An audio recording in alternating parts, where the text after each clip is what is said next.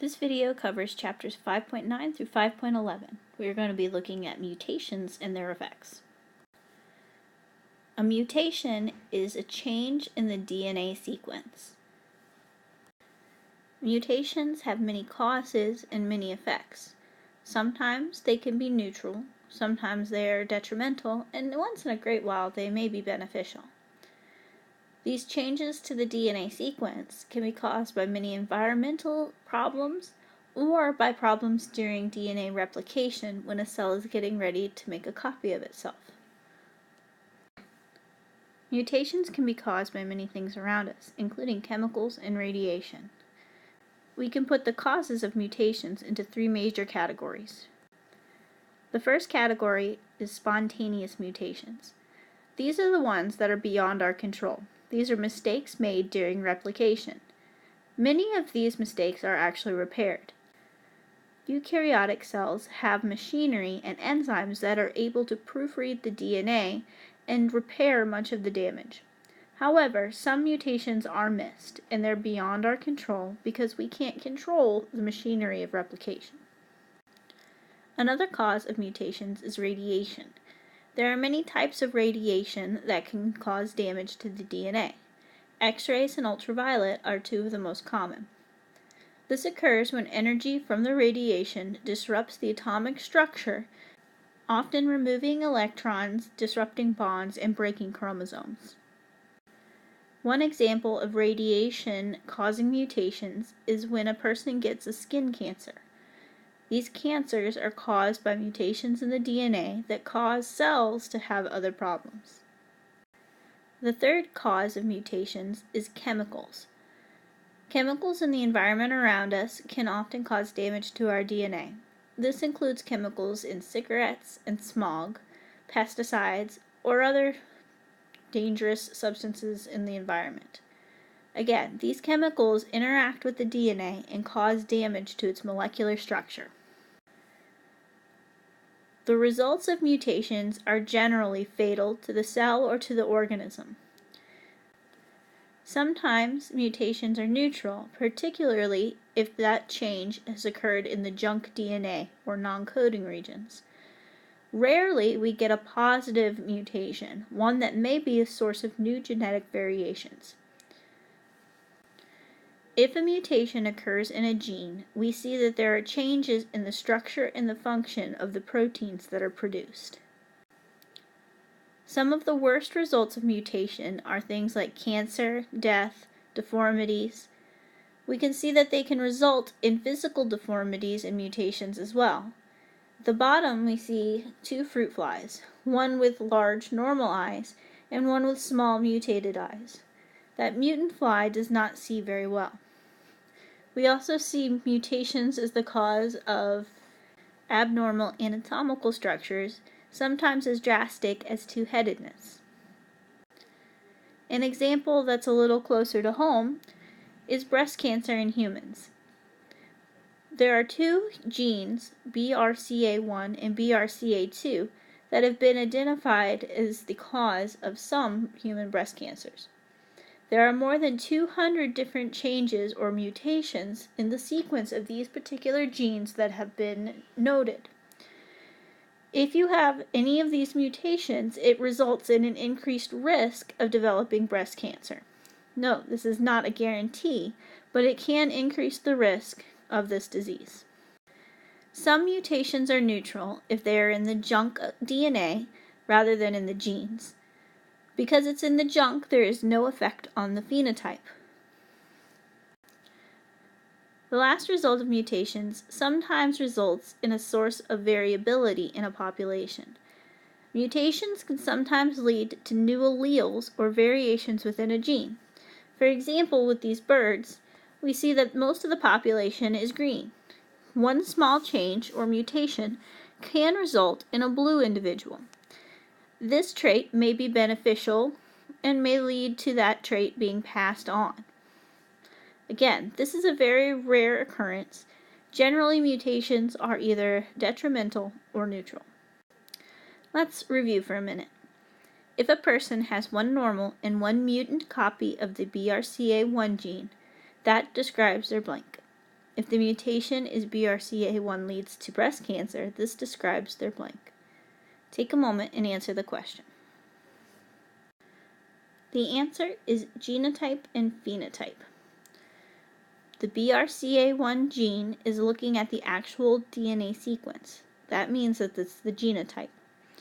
If the mutation results in breast cancer, that is a physical trait, which is a phenotype. There are many types of mutations that we see in the DNA sequence. Point mutations are a small change involving one base in the DNA sequence. We are going to look at 3 types of point mutations. The first type of point mutation is a nucleotide substitution. This is when one base is substituted for a different base. So in this example, we have a normal sequence of DNA. We see that in the substitution or the mutated version, there is a single base that has been replaced by a different base. The result of this nucleotide substitution is often a single change in the protein structure.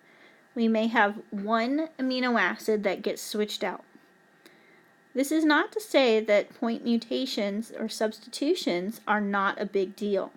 One change in the nucleotide sequence and one change in the amino acid sequence can have massive effects on the overall protein. A change in the primary structure of a protein may alter the secondary and tertiary structures as well. Another type of point mutation is nucleotide addition or insertion. This is when one nucleotide is added to the sequence. Again, here we have a normal strand of DNA. We see here that one nucleotide, the red A, has been added.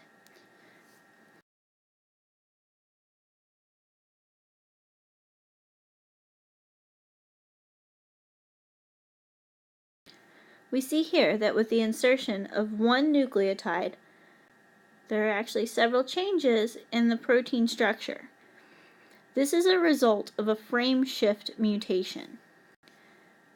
A frame shift mutation is when there's a change in the reading frame. An insertion can cause this. Remember that DNA and RNA are read in 3-letter words called codons. If you insert a single base into the sequence, you're going to change each of the subsequent codons. Our third type of point mutation is a nucleotide deletion. This is when one nucleotide is removed from the sequence, causing another frame shift mutation. Here again, we see a normal strand of DNA. With the removal of one base, we again change the subsequent codons. This will result in a change in many nucleotides. In this example, we remove a single base out of the DNA sequence. Every codon after that is altered, which means that every amino acid translated from those codons will also be different. Some mutations are on a larger scale than a single base. Chromosomal aberrations are large changes to a chromosome. Genes or chunks of the chromosome are damaged or moved around. One type of chromosomal aberration is a gene deletion. This is when an entire gene gets deleted from the chromosome. This can be detrimental because it may remove an important trait or an important protein that the organism needs to survive. Another problem can be gene relocation. If the gene is moved to a new location on the chromosome, there are sometimes problems for transcription to occur. Another type of chromosomal aberration is gene duplication. This is when a gene is copied so that the chromosome has 2 or more identical genes. This may or may not be a problem. Sometimes having 2 genes is not an issue. Sometimes it can make too much of a particular protein, which can actually cause issues as well.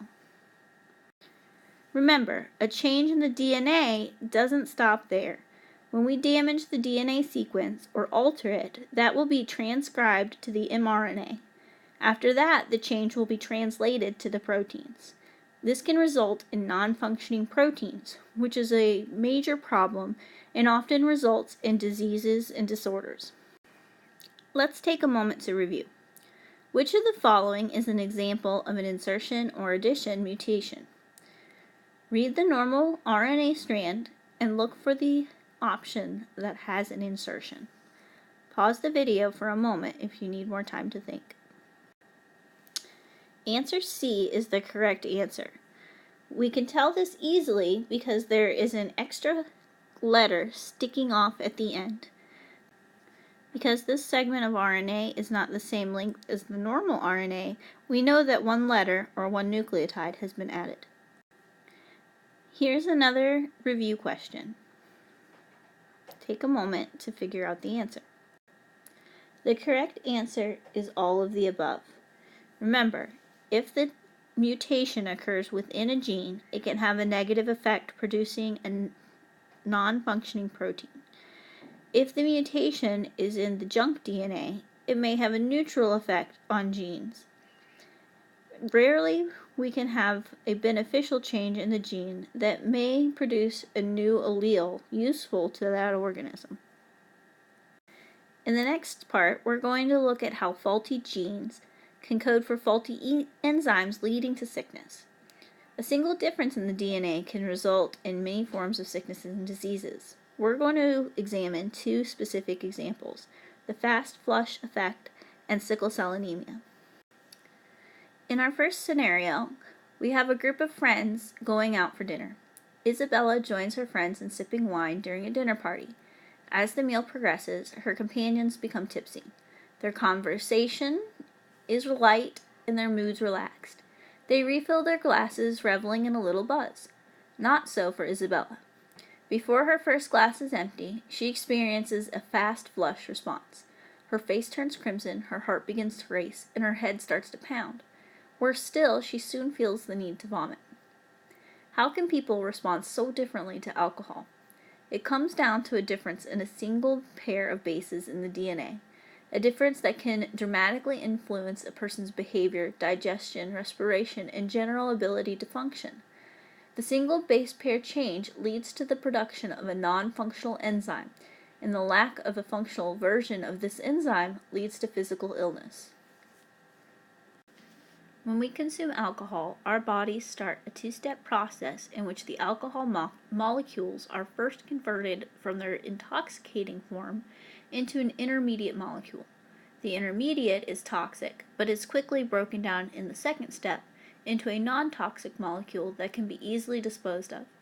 Each of the two steps is made possible by a specific enzyme whose assembly instructions are coded for in the DNA. Fast flush people, like Isabella, complete the first step of the breakdown of alcohol, but cannot complete the breakdown because they carry defective genetic instructions for making aldehyde dehydrogenase, the enzyme that makes it possible for the second step of this process to occur. We see that in fast flushers, the first process occurs fine. Alcohol is easily broken down into a toxic chemical. As time goes on, that toxic molecule builds up, and it cannot be further broken down due to the non-functional enzyme in their body. This results in the fast flush response, where Isabella starts to feel sick and flushed. If Isabella continues to drink, she may accumulate so much of the toxic chemical that it could become fatal. Another example of a single point mutation that causes a huge problem is sickle cell anemia. We see that there is a single base substitution in the DNA of people with sickle cell anemia. That one change causes a change in the amino acid sequence. That mutant protein creates these sickled red blood cells. The half-moon-shaped red blood cells are not as good at doing their job. They do not transport as much oxygen, and they often cause clots in the blood vessels of people with sickle cell anemia. These are two examples of how one small change in the DNA can cause huge problems. In this video, we defined mutations. We looked at different causes and results, as well as different types of mutations. We also looked at 2 examples of diseases that can be caused by small substitution mutations.